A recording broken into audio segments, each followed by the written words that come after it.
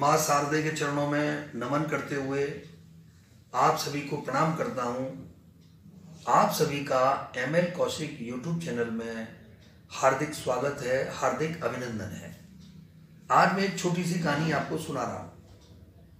इस कहानी से हम शिक्षा लेंगे। निश्चित रूप से समाज में हर उम्र के व्यक्ति रहते हैं।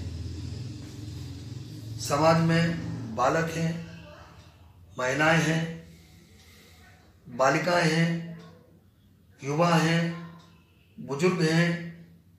हम आजकल यह देख रहे हैं कि जो बुजुर्ग हैं वो उपेक्षा का शिकार हो रहे हैं।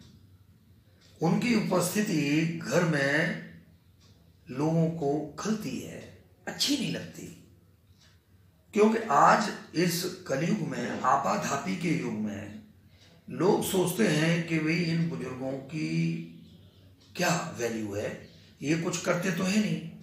वो ये नहीं देखते कि उन्होंने पूरा जीवन, पूरी उम्र, पूरी यौवन, पूरा यौवन, पूरी जवानी वो बच्चों के सींचने में, परिवार को सींचने में लगा दी, खपा दी। तो एक जंगल में एक पेड़ था, बहुत बड़ा पेड़ था। उस पेड़ पर हंस रहा करते थे। एक दिन उस पेड़ की जड़ में एक छोटी सी बेल उगना शुरू हो गई। उन हंस के बीच में एक बुजुर्ग, सबसे बुजुर्ग हंस था। उस बुजुर्ग ने कहा, देखो भाई, इस पेड़ की जड़ में ये बेल उगना शुरू हुई है, इसको तोड़ दो, इसको निकाल दो, यानी इसको नष्ट कर दो। सभी युवा उस पर हंसने लगे, उसका मजाक उड़ाने लगे, उस बुजुर्ग हंस का तिरस्कार करने लगे, और सभी हंस उसको बुजुर्ग होने के नाते ताऊ कहते थे। बोले, ताऊ तेरी तो मति मारी गई है, ये छोटी सी बेल उग रही है, इसको क्यों नहीं उगने देते हो? बोले, नहीं, यह बेल अगर उगेगी तो ये तने के चारों तरफ लपेटा लेते हुए ऊपर जाएगी। ऊपर जाएगी तो ये मजबूत हो जाएगी, तना भी बड़ा होगा और बेल भी मजबूत होगी, दोनों में कोऑर्डिनेशन होगा, और इतनी मजबूत हो जाएगी कि इस पर कोई भी व्यक्ति चढ़ सकता है, इसका सहारा लेकर के पेड़ पे चढ़ जाएगा, और ये हमारे लिए खतरा साबित होगी। कभी भी कोई भी शिकारी आया और तो वो इसका सहारा लेकर के, इसको सीढ़ी बना करके इस पेड़ पे चढ़ेगा, और हमारे साथ में धोखे से कुछ भी हो सकता है, हमारा शिकार हो सकता है। तो सभी हंसने लगे, ताऊ का मजाक उड़ाने लगे। ताऊ ने फिर कहा कि देखो, मेरी बात मानो और इसको तोड़ दो। उन सब ने नहीं तोड़ा।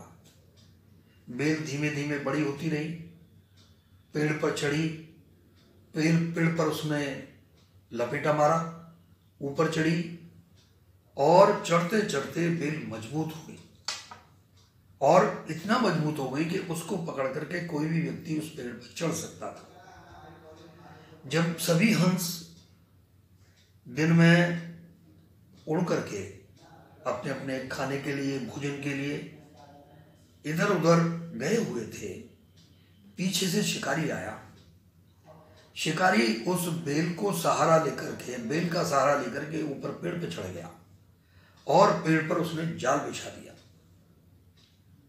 और शाम के समय जब सभी हंस उस पेड़ पर आए तो सभी उस जाल में फंस गए, क्योंकि शिकारी तो जाल लगा के चला गया था, और सब उसमें फंस गए, फड़फड़ाने लगे, परेशान होने लगे।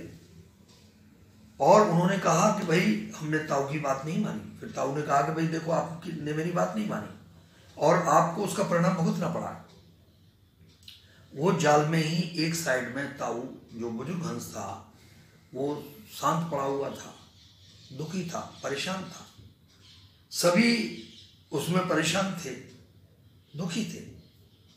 सभी ने, जो युवा हंस थे, उन्होंने ताऊ को प्रार्थना की, ताऊ हमारी रक्षा करो, आप हम सभी में बुजुर्ग हो, अब हमारे प्राणों की रक्षा करो, हमें कोई तरकीब बताओ, हमें कोई युक्ति बताओ, सुझाओ। उन्होंने कहा कि भाई देखो, आपने मेरी बात नहीं मानी, उसका परिणाम आपने भुगत लिया। चूंकि आप सभी कह रहे हैं तो फिर मैं आपको समझाता हूं कि सुबह शिकारी, शाम को शिकारी आएगा, क्योंकि शाम को आ गए तो पूरी रात निकलेगी, तो सुबह शिकारी आएगा।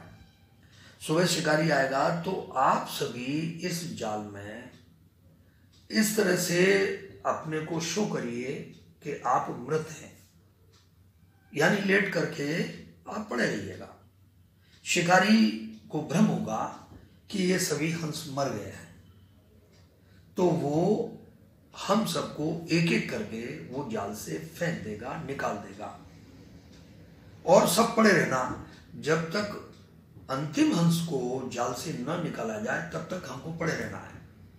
और अंतिम हंस जब जाल से निकलेगा तो मैं एक सीटी बजाऊंगा, और जैसे ही सीटी बजाऊंगा सब हम उड़ जाएंगे। ऐसा ही हुआ। प्रातःकाल जब वो शिकारी आया और उसने देखा कि ये तो सभी हंस मरे पड़े हैं, तो उन्होंने उस जाल से उन हंसों को एक एक करके बाहर फेंकना शुरू किया, निकालना शुरू किया। और जब अंतिम हंस को निकाला तो बुजुर्ग ताऊ हंस ने सीटी बजाई और सभी हंस उड़ गए और बच गए। अतः हम सभी को यह विचार करना है कि बुजुर्ग हमारी पूंजी हैं, बुजुर्गों का सम्मान करना है।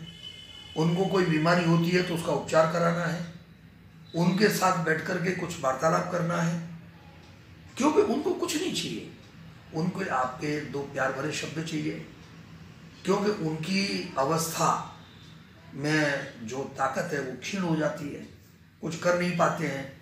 तो उनको प्यार, दुलार, सम्मान, समय पर भोजन, चूँकि ये बुजुर्ग ही हमारा गौरव है, ये हमारी शान है, और इन बुजुर्गों की सेवा करना ये हमारा पुनीत और परम धर्म है।